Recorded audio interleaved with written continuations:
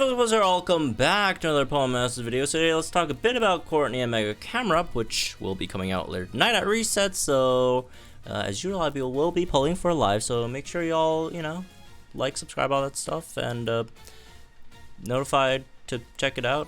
I don't know, I don't think you have to like to get notified, but whatever, like the video anyways. It's a good video. Alright, I haven't even recorded it, and I know it's good. Anyways, let's go over the unit. So Courtney and Camerupt, right? It is a spotlight unit, so obviously there's always that big caveat of it's a spotlight unit. It's always going to be in the permanent pool in future. So in terms of like pullability, right? I would never like rate. I would almost never, I guess, right? I'm never say never. Maybe there's like one day there's like one like spotlight unit that comes out of the blue that like if you don't have this spotlight unit, you're like your entire box is just like completely like garbage now or whatever. Which I don't really see that happening, but. Again, never, right? But generally, it would be very, very hard for me to rate a spotlight unit in terms of pullability, not in terms of how powerful they are, right? Over a 5 out of 10, right? Because usually 5 out of 10 is for, limited units, right? Because they are limited. If you don't pull it on the banner, you won't get them, right? And then spotlight units, they appear in the permanent pool afterwards, so there's really, not too much to worry about. But, however, Courtney, like, if you look at, like, spotlight units, if you want to, like, rank spotlight units by how much they are worth pulling, again, it will be hard for me to really put her over that, 5 out of 10 range, but, like, she's pretty darn close up there. She's pretty freaking close to being up there.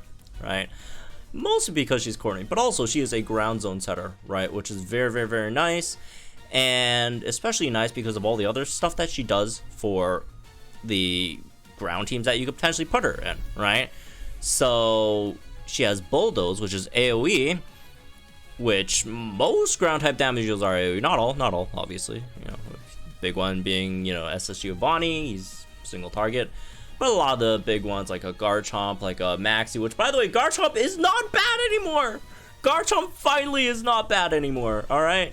So, there is that. And the more significant part about Bulldoze being AoE isn't, like, because Bulldoze is AoE. It's because you have Defense Crush over here, right? And if you do Mega Camerupt, you have Defense Crush 9. So, every single Bulldoze that you hit the opponent with, you're debuffing the entire opponent, opposing team's defense by 1 when you hit them with the Bulldoze, because it's AoE, right? And most ground type units are physical. Maxi's physical, Garchomp's physical, right? Giovanni, SS Giovanni is physical, right? Those, like, these major ground type damage dealers are all physical. Even if you're like down bad and you're using like Gladian is also physical. Okay. So obviously the fact that she also debuffs the opponent's physical attack is also very, very, very nice to have over there as well. And yeah, I mean, she could do some personal damage too. She has X defense, so if you really want, you could have her tank, more physical stages. Her physical defense stat is not bad. Her HP stat is not great, right? But at 20 out of 20, it shouldn't be that bad. 266 defense, 700 HP. Throw in a ground gear and all, it's not that bad. It's not that bad, right? And then the big one, obviously, Ground Wish, Ground Zone, right? And then your trainer move buffs your defense again, so you could basically max out your defense by yourself, get some attack buffs as well, and stuff. And then your sync move Innate is based on the more your defense is rated, which again you could all max out by yourself relatively easily. And yeah, in terms of your other passives, I guess, you have this Chase Down 5, which powers up your moves by 50% when the speed is lower. It doesn't have to be -6, by the way, as long as the opponent's speed is negative, right? It could be -1 and you still get that 50%. So these are actually pretty nice passives. Anyways, let's in terms of like some stuff that she gets in her grid, that's also really nice. Hunter's Instinct, obviously, every time the opponent's speed is lowered, that powers up your moves, which is every single Bulldoze hit, right? And then outside of that, you got some Earth Opening Sync, which is an extra, basically a guaranteed extra ground zone. So at 3 out of 5, you like guarantee have like 3 ground zones. Then you got Towering Force, which is another sync nuke multiplier, which is the same as her innate, right? So you don't have to like set anything else up. It's just the same thing, right? Which is very, very nice. Got healthy healing. Again, if you want to help tank a bit, team-wise entry, for some special defense, I guess, if you really want to. I'm not sure if it's a great idea to have her tank special defense, your special stages, but, and then you got some stun stuff, sharp entries, super sinker, whatever, which aren't as relevant, I guess. But yeah, that's basically what she is. She sets ground zone for her team. She could buff debuff the opponent's defenses. She could debuff the opponent's speed, right? These are all AoE. She could buff her own defense. She could be a solid physical defensive tank, right? And she can nuke very, very hard. So if you do look at her personal damage, right? If you do want to look at her personal damage is not bad, right? It's not great. I mean, it's not as powerful as any of these. Like, oh, I forgot, Earthquake Leon is also a thing too. Yeah, it's not as great as like any of these other ones, but you know, 700k, right? Like this counting defense stuff, defense debuffs, but still, that's not bad, right? Again, this is not maxi levels of 2 million. Well, it's super, you know, effective up and all, but 700k yourself is not bad at all, right? Not bad at all. Especially every single hit, you are debuffing the opponent's physical defense, which in turn increases your entire team's damage every single time you're hitting the opponent, right? On top of doing some solid damage yourself.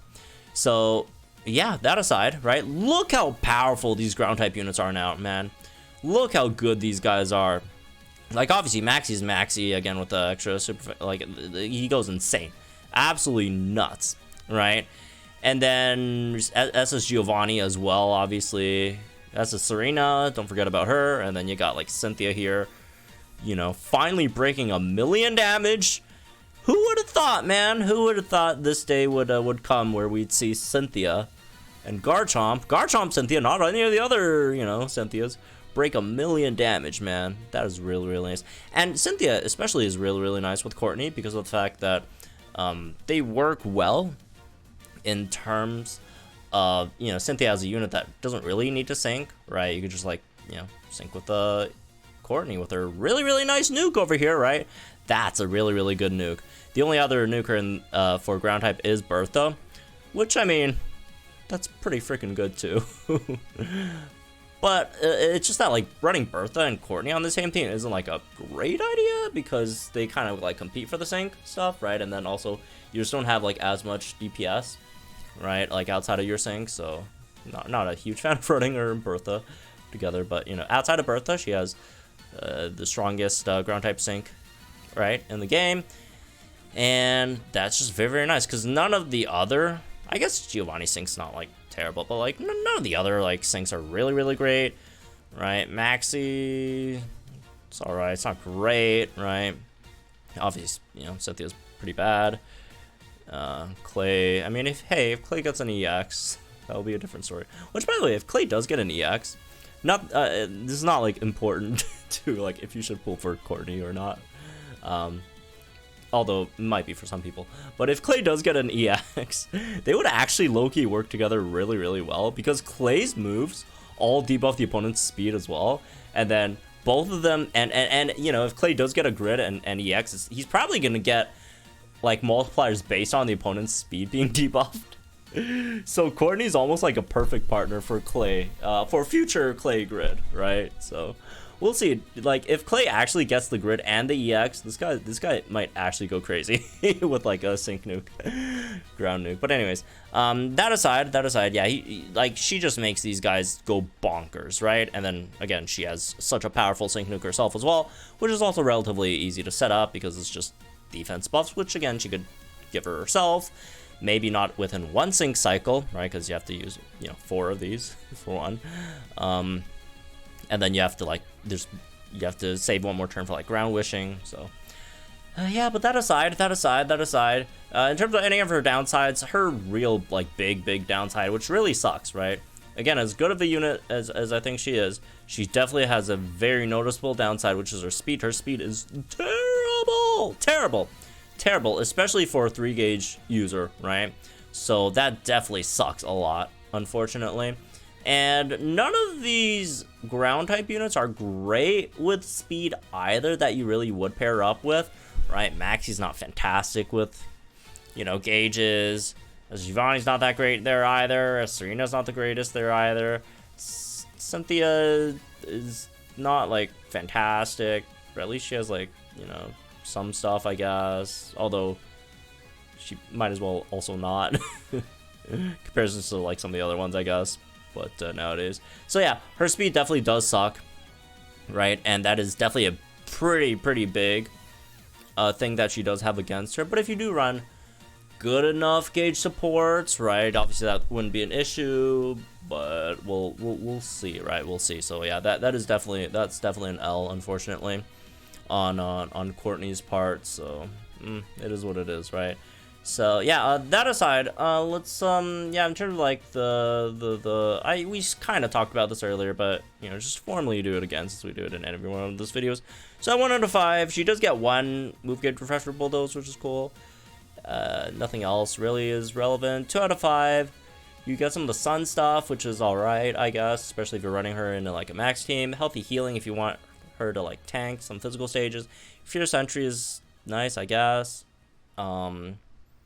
Oh, you get the second Bulldoze move gauge refresh, you get the attack plus 20 over here, and 3 out of 5, obviously you get everything else. So yeah, in terms of, is this a unit that you should pull for? Despite all the great things I've said about her, and I do think she's a fine unit, right? Unfortunately, I still don't think she really surpasses that mark, right? I'd still give it a 4.5 out of 10. Does not mean that she's a bad unit, and you know, by herself, right? Not because she's a bad unit, just that it's a spotlight banner. Right, she's always gonna be there in the permanent pool once the banner goes away, right? She's not a limited unit. You know, eventually you will get her. Well, if you play long enough, and eventually you might get, you know, her and more copies of her. And again, it's just that it's hard to really justify pulling on banners like these. When limited banners with units that strong are out, right? Obviously, SS May's very powerful. She's still out there. SS Brendan's incredibly powerful. He's out there. And then we got the second half of Hoenarch, the anniversary. We've talked about this ad nauseum now. I think people get the point generally, right? Is it anything against this unit specifically? No, it's a great unit. If you do get her in the future from other pulls, right, her just being in the multi, congratulations, right, that's gonna be great and all, but like actually like spending, unless you're like a whale and you could like just go for the where you buy gems and do the spotlight thing where you get the, what's it called, the guaranteed ticket in like 3 like half multis or whatever. That's definitely a nice deal if you are you know, if you do spend on this game. But like otherwise, she's great and all, but I really wouldn't recommend, like, if you're really down bad on ground types, I would probably suggest you just try to off type. But if you really can't, then okay, I guess I can't stop you, right? Also, I can't stop you if you're a big Courtney fan, which I'm sure many are, right? Including myself. So I understand, man. You give me one look at that EX outfit of Courtney's and I'm in, right? I would totally understand. Again, if you're a Courtney fan or Mega Camerupt fan, you just really want the unit because you love this unit. It's your like favorite sync pro or whatever, this and that. Sure, go for it, right? I mean, generally their solo spotlight banners are generally the highest chance to ever get them, right? So yeah, go for it. But otherwise, again, I'd say probably just save a bit, right? Especially if you don't have any troubles with ground type stages, you know, don't care about Courtney as a character that much, right? I'd say just still save for either the second half of Hoenn or whatever's the anniversary is gonna offer. So anyways, yeah, that's me this one, I guess. Hope you all remember, guys, think in the comments down below, like, enjoy the videos from my channel for more Pokemon content. Again, I will be pulling for this later on, so check that out. See you guys in the next one then.